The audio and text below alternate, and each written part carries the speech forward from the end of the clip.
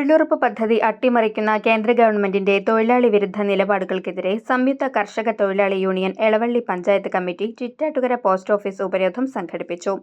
മാർച്ചും ധർണയും KSKTU ജില്ലാ committee അംഗവും CPM മണലൂർ ഏരിയ കമ്മിറ്റി സെക്രട്ടറിയുമായ PA രമേശൻ ഉദ്ഘാടനം ചെയ്തു.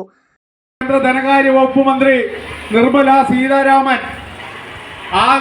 സീതാരാമൻ അവതരിപ്പിക്കപ്പെട്ട ബഡ്ജറ്റിനകത്ത് BJP ഭരിക്കുന്ന സംസ്ഥാനങ്ങൾക്ക് മാത്രം പ്രത്യേക പരിഗണനകൾ നൽകുകയാണ് ഉണ്ടായത്.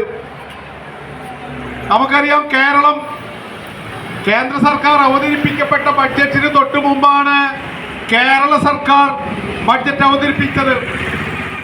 BKMU നേതാവ് TA പ്രഭാകരൻ അധ്യക്ഷനായിരുന്നു.